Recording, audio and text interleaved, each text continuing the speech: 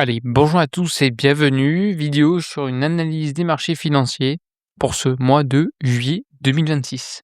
Juste avant de commencer cette vidéo, n'hésitez pas à me rejoindre sur Bourse 123.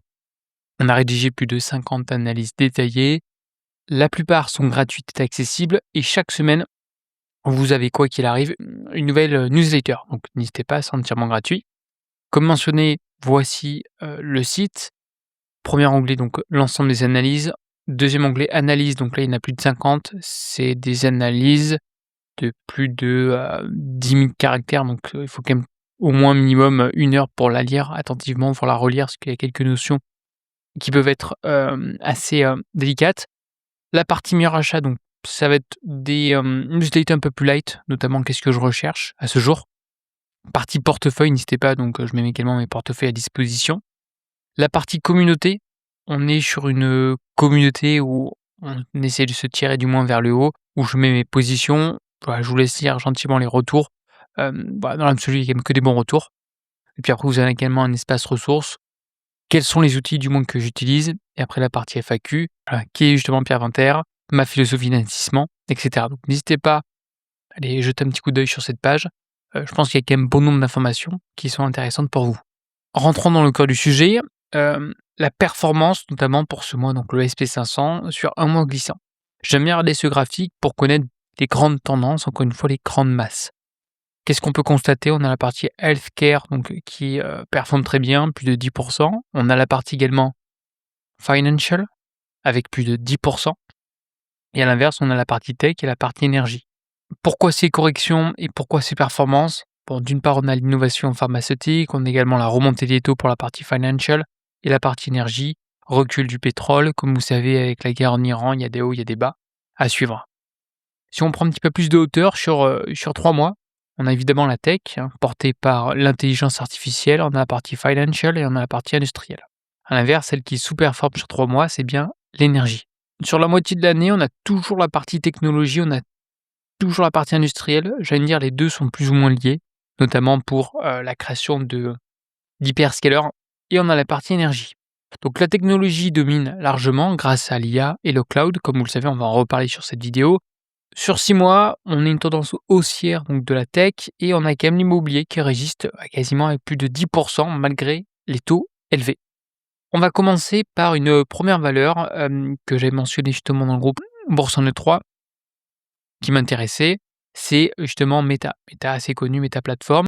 Concernant la valorisation, on est sur une valorisation qui me semble attractive. Je remets le contexte, je suis sur une stratégie quality contrariant, c'est-à-dire des valeurs que j'estime de qualité, à un prix qui m'intéresse. Généralement, je rentre à partir d'un price operating cash flow aux alentours de 12, entre 12 et 15, c'est un premier niveau, et puis après je descends progressivement, donc 15, 12, entre 10 et 8. Donc mettant une croissance quasiment de 30 par an, on parle bien des operating cash flow, on ne parle pas des earnings par share pour des questions d'amortissement. On parle bien des operating cash flow par share, par nombre d'actions en circulation. Selon FastGraph, la fair value c'est 30, mais dans la moyenne, ça se paye en général 18 fois, 19 fois. Donc c'est pas si cher que ça, on a une croissance qui est plus importante que la valorisation. Et à ce jour, on paye ça environ 12,84, on est descendu à moins de 12. Concernant le score, encore une fois, c'est FastGraph. Vous savez que les scores, je suis pas extrêmement fan. Ça dépend de bon nombre de critères. Bon, Meta, je la présente pas, c'est une excellente valeur. On est quand même sur une méga cap en technologie qui fait partie justement des GAFAM. On a un rendement qui est attractif et à ce jour, donc au niveau de la valorisation, je trouve ça intéressant. Concernant l'évolution des marges, on est quand même sur des marges qui sont exceptionnelles. On a une gross margin à 82, operating, on est à 41 et net, on est à 30 et non 35. Concernant le ROIC, on est à 22 un petit peu plus de 22 je dirais même 23 si on arrondit. Donc il y a bien une création de valeur. Donc c'est quand même une très belle valeur avec de bons fondamentaux.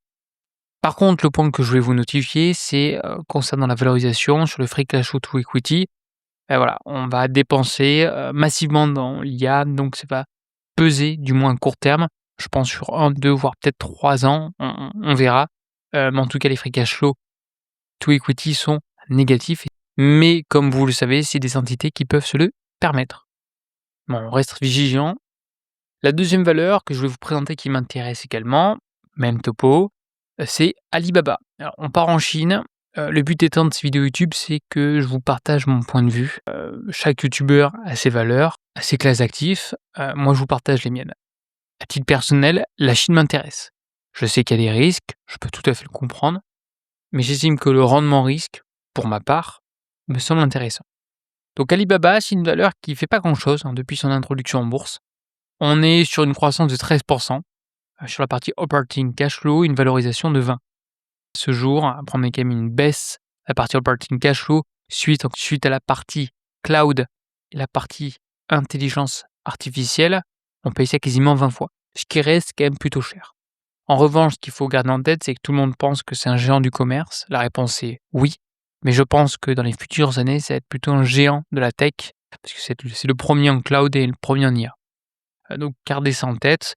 Il y a peu de valeurs à ce jour qui se payent 18 fois le price operating cash flow et qui vont être, il y a de fortes chances que demain, ce soit les leaders, notamment en Asie, sur la partie cloud et l'IA. Je préfère un leader dans le cloud que l'IA. Pourquoi? Parce que c'est moins volatile. Et une fois qu'on a les serveurs, ça tourne et on prend des fees. Concernant cette valeur, j'ai fait une analyse complète. Je suis rentré dans le détail sur mon site internet. En effet, Alibaba, juste ici, et je vous laisse lire gentiment. Donc, il y a vraiment beaucoup de textes où j'explique l'historique. C'est quand même bien de s'imprégner et d'analyser les sociétés, qu'est-ce qu'elles ont fait dans le passé, les pivots, qu'est-ce qu'elles ont échoué. Donc, on rentre dans le détail et la décomposition du groupe. Encore une fois, ça reste complexe parce que c'est des grosses entités. On a évidemment, je pense que vous connaissez tous Cohen, ils font également des puces avec une potentielle introduction en bourse. Donc attention, ça peut toujours valoriser Alibaba. Voilà, on en reparlera, mais je vous laisse en tout cas lire du moins mon analyse. Même chose que Meta sur la partie valorisation free cash flow to equity, on dépense du cash notamment pour la partie investissement, pour la partie CAPEX, cloud et intelligence artificielle. A priori, on a une reprise d'ici 2027-2028. Concernant les marges, je voulais vous présenter que les marges n'étaient pas non plus fantastiques. Depuis quelques années, ça stagne. C'est-à-dire qu'on a un ROIC à 8,30 et on a un operating margin de 5. Ce qui est vraiment pas exceptionnel. Donc, ce qu'il faut attendre, et encore une fois, l'investissement, je dirais pas le mot pari, mais je dirais qu'on a quand même un degré d'incertitude qui peut être important, malgré une analyse sur des fondamentaux. À ce jour, je pense que Baba n'aura pas les mêmes marges dans le futur. C'est pourquoi moi, c'est une valeur qui m'intéresse. La troisième société qui m'intéresse, c'est Antasport. C'est une très belle valeur qui est dans ma partie vente discrétionnaire, notamment dans le sport.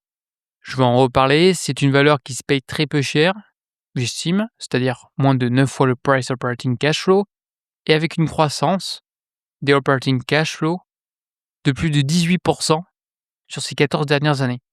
On a également un yield en rendement de 3,41. Donc c'est le leader du sportwear chinois multimarque. Même chose, vous avez également une analyse. Et ce qu'il faut comprendre sur cette entité, c'est qu'elle possède plusieurs marques assez puissantes. On va voir évidemment Anta, marque chinoise, Fila, Outdoor Premium, c'est un petit peu, dans mon analyse, j'ai comparé Anta Sport Group à LVMH. Alors, on va avoir les marges, on est sur les marges exceptionnelles, c'est pas vraiment du luxe, hormis peut-être la partie outdoor, mais ça reste une très belle boîte. Woman, donc là c'est une sorte de Lululemon. Alors ça commence, on n'est absolument pas au stade de Lululemon, mais on a une branche qui ressemble à celle-ci. On va voir d'autres types de marques. Celle qui est intéressante, c'est Amer Sport, une entité cotée également en bourse. Ils détiennent 44,5%. Salomon, Wilson, Atomic, Atec, je pense que vous en connaissez quand même plus d'une. Et ils sont rentrés récemment au capital de Puma à plus de 30%. Donc c'est la troisième plus grande marque dans le sport après Nike et Adidas. Ce qu'il faut comprendre sur cette entité, c'est les marges qui sont conséquentes. On va voir des gross margins à 62%. Operating, on passe à 20%. Net, on est quasiment à 17%. 17% pour, encore une fois, du sportwear, c'est-à-dire des vêtements de sport. Et on a un ROIC à 16,9. D'autre côté, on a Lululemon. Souvent, on compare cette valeur à Lululemon, qui a des marges qui sont à peu près, je dirais, inférieures, notamment la partie, net margin, on est à 14. Dans l'ensemble, les marges de Rentasport, on peut constater que ça c'est plutôt croissant. Lululemon, ça se stabilise. Par contre, on a un ROI qui est bien supérieur du côté de Lululemon. Le point que j'ai oublié de vous notifier sur mon PowerPoint, c'est que Lululemon se paye 8 fois le operating cash flow. C'est très peu cher. La question, c'est qu'on risque d'avoir sur les prochaines années quasiment aucune croissance. Du moins, c'est ce que les analystes anticipent, contrairement à Rentasport. En effet, Rentasport, on attend du 13 jusqu'à du 27, dans l'absolu une certaine croissance qui est bien supérieure à Lululemon. Une autre société qui m'intéresse, alors la première c'est Hachette Technology Holdings. Également, j'ai fait une analyse poussée sur mon Substack. Là, on est plutôt sur l'univers des small cap, donc c'est une petite capitalisation et on est sur un serial acquirer de la tech sous-marine avec d'excellents fondamentaux. Même chose, tous les liens sont sur mon site. La deuxième valeur, c'est une valeur que j'avais avant son introduction aux US qui s'appelait à l'époque Hachette Group. Donc les deux c'est Hachette, on est sur deux sociétés sur la partie location. La première, Hachette Group, location d'équipements lourds via Sunbelt qui est coté maintenant aux US. On va louer principalement des véhicules de chantier et on verra sa prochaine analyse sur mon compte Substack. Et d'autre côté, différents équipements sur la partie sous-marine. Acheter de groupe à l'époque, ça se payait quasiment 13 fois, c'est une valeur qui est de croissance. Aujourd'hui, on paye ça moins cher. La cotation s'arrête en mars 2026 parce que maintenant on est passé sur Sunbelt et maintenant on est passé donc sur Sunbelt comme mentionné. Et c'est une boîte qui se paye plutôt peu cher, à 7,81, donc le price operating cash flow. C'est une entreprise qui m'intéresse très fortement, on va en reparler suite à une analyse qui arrive prochainement sur Bourse en E3. Donc n'hésitez pas. D'autre côté, Hachette Technologies, j'en ai déjà parlé, j'ai déjà fait une analyse, très belle boîte. Alors, on a une baisse qui est quand même importante, c'est bien de le mentionner, sur les niveaux donc de gross margin, mais on reste quand même toujours à 2 chiffres. Je vous invite à regarder et à lire l'analyse que j'ai faite sur cette société. On paye ça 5 fois le price operating cash flow, donc il y a une très très grosse décote. On a un yield quasiment à 20, donc operating yield, rendement cash qui est remarquable, et c'est un sell acquirers avec de très belles marges. Autre point que j'aime bien également, c'est la famille de Constellation Software. Alors vous savez qu'on a évidemment donc CSU, on va voir évidemment Topicus. J'ai également réalisé bon nombre de vidéos et toutes les deux, j'ai réalisé donc des analyses sur mon compte bourse 1, 2, 3, encore une fois plus de 10 000 mots, et vous avez vraiment l'ensemble des paramètres de ces deux sociétés sont vraiment mentionnés sur mon site. Et d'autre côté, on va voir Lumine, pareil sur un autre segment de marché. Les trois sont évidemment cotés donc au Canada. J'en ai parlé plusieurs fois, mais je trouve que c'est quand même de belles entités dès qu'ils ne se payent pas si cher que ça. On a d'un côté un price operating cash flow inférieur à 15, sachant qu'on avait une croissance qui est proche de 30%. On continue, il y a une autre société. Pareil, j'essaie de faire le tour pour vous donner du moins des idées, donc n'hésitez pas à me donner vos actions dans les commentaires. Ça va être Copart. Copart, c'est une entité américaine qui a un quasi-monopole sur des enchères automobiles en ligne. On est sur une boîte qui se paye 15 fois le price operating cash flow, qui a une croissance depuis quasiment 2005 de 15%. On a des net margins à près de 32%, ce qui est considérable, un ROIC à quasiment 17,5. On n'a pas de dette sur cette entité, donc ça c'est vraiment un point important. C'est une très belle entité. Pareil, vous avez l'analyse sur ma chaîne Bourse en 3 pour rentrer davantage dans le détail. On continue avec des boîtes qui m'intéressent, enfin du moins que je surveille. On va voir Kelly Partners, petite structure cotée en Australie, qui chute énormément pour des questions de CEO. Pareil, j'ai fait une analyse, je vous ai tout mentionné. C'est une boîte que je suis de près. On va voir également Zoetis, très belle valeur, cette fois-ci dans la santé animale. On est sur une croissance d'environ 15, un petit peu comme Copart, je viens de vous dire. On est sur des marges donc nettes qui sont de 26%, opérationnel 36%, un ROIC à 23%, donc ça reste une très belle entité. J'ai également fait une analyse sur mon site web. c'est une, entreprise que je surveille de près, qui se paye vraiment pas très cher aujourd'hui, à suivre au cours du temps, du moins sur les prochains quarters.